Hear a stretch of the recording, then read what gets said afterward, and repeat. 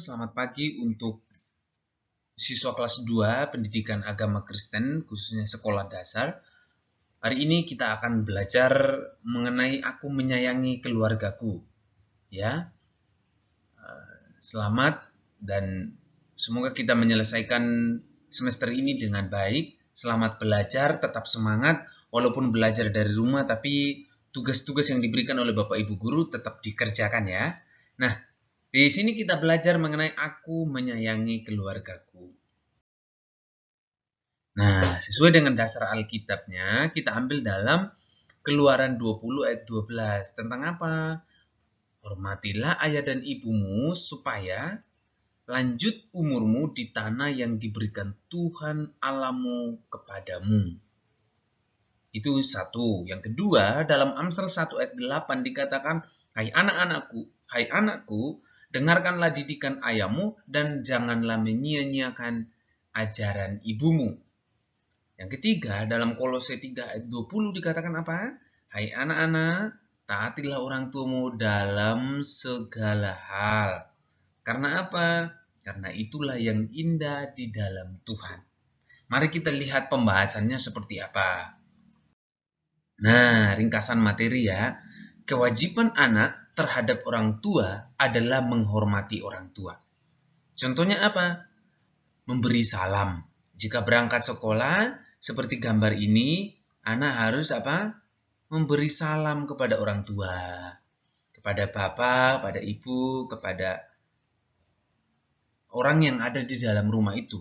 Tapi terlebih kepada orang tua kita harus hormati mereka. Harus memberi salam. Pulang sekolah juga harus tetap orang tua disalam. Apalagi mendengarkan nasihatnya. Nah, kadang-kadang orang tua itu memberikan nasihat kepada kita. Ini ya, yang kedua ya. Kamu nggak boleh gini, kamu tidak boleh begini. Kalau berangkat ke sekolah harus hati-hati. Di sekolah harus bermain dengan teman yang baik.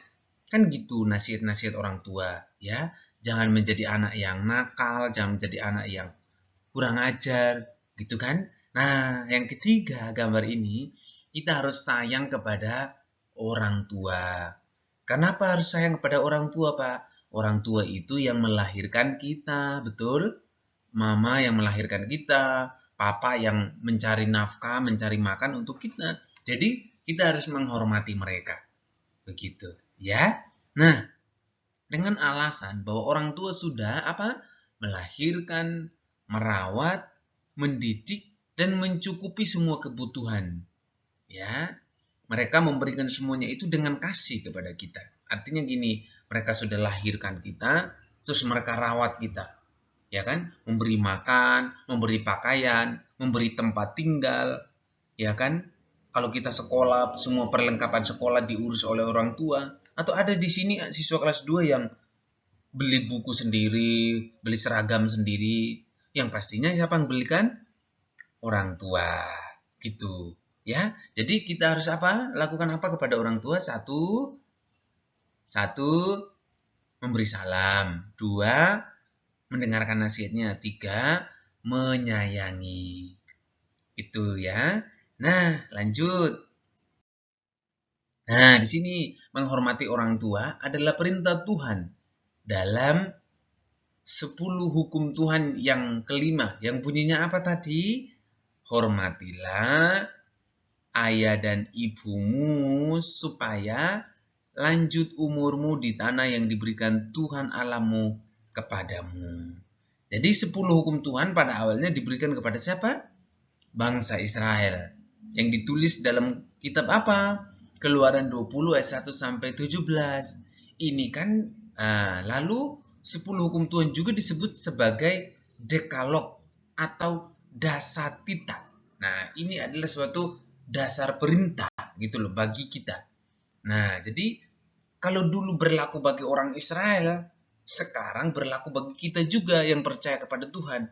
Bukan hanya sebagai orang Israel saja. Begitu ya. Nah, di sini 10 hukum Tuhan ditulis di atas 2 loh batu yang diberikan Tuhan kepada Musa di Gunung Sinai. Jadi 10 hukum Tuhan itu berisi apa aja? Misalnya, contohnya, jangan ada padamu Allah lain di hadapanku. Seperti ini ya, seperti ini. Jangan ada padamu Allah lain di hadapanku. jangan beribadah kepadanya. Terus jangan menyembah karena Tuhan Allahmu adalah Allah yang cemburu. Itu kan?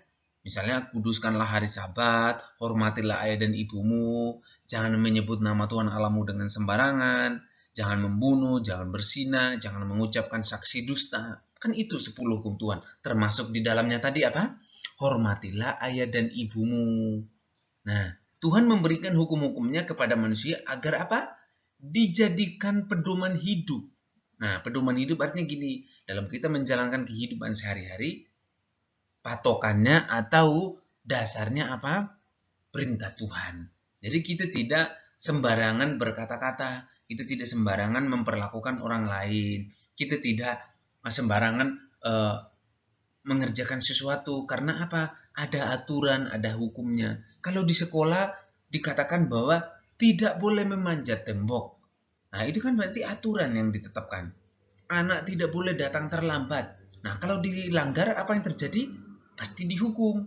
Anak-anak tidak boleh membawa senjata tajam, misalnya apa? Pisau, gunting atau apapun itu. Ya. Jadi artinya apa? Supaya itu karena itu udah aturan, itu adalah hukum. Nah, kalau dilanggar kita dapat sanksi. Begitu juga dengan 10 perintah Tuhan. Kalau dilanggar ada hukumnya. Nah, hukum Tuhan harus ditaati oleh seluruh umat Israel. Nah, ingat yang Pak sahabat bilang tadi, bahwa dulu berlaku bagi orang Israel, sekarang bagi kita semua. Ya. Nah, dengan menaati hukum Tuhan, maka bangsa Israel dapat hidup selamat dan penuh berkat Tuhan. Ini adalah dampak dari ketaatannya. Tadi kalau tidak taat sama perintah Tuhan, pasti akan dikatakan karena bangsa Israel tidak taat, akhirnya dihukum Tuhan. Tapi di sini karena menaati hukum Tuhan, bangsa Israel apa? Penuh dengan berkat Tuhan dan dapatkan hidup selamat. Nah, lanjut. Terus, sekarang hukum Tuhan itu tidak hanya berlaku bagi bangsa Israel. Ingat yang Pak Yusuf tadi bilang, tidak hanya berlaku bagi bangsa Israel saja, melainkan juga harus ditaati oleh semua umat Tuhan, termasuk kita. Wakil Allah di dalam keluarga siapa? Orang tua. Itu wakil Allah. Artinya gini, mereka menjadi Tuhan atas kita. Loh kok iya Pak? Kayak iya, mereka yang memenuhi kebutuhan kita. Jadi kalau kita lakukan kesalahan, mereka yang memarahin kita. Kan Tuhan nggak langsung bisa turun tangan langsung pukulin kita. Tapi kan ada orang tua yang dipakai Tuhan untuk menasihati kita, untuk memberitahukan kepada kita kalau itu salah. Ya. Terus, dalam Amsal 1 ayat 8 dikatakan apa?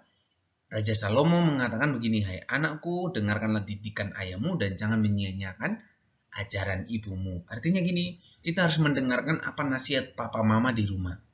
Apapun yang mereka sampaikan, pasti semuanya itu untuk kebaikan kita, bukan untuk mencelakakan kita. Betul? Nah, jadi harus belajar untuk menghormati orang tua. Nah, melalui orang tua, kita juga belajar banyak hal. Apa saja, Pak? Kita belajar mengasihi orang, kita belajar untuk peduli, karena orang tua kita peduli kita. Jadi nanti kalau kita juga jadi orang tua, kita juga bisa peduli sama anak kita atau orang di sekitar kita. Gitu. Terus, kesimpulannya apa? Kita harus menyayangi keluarga kita dengan baik.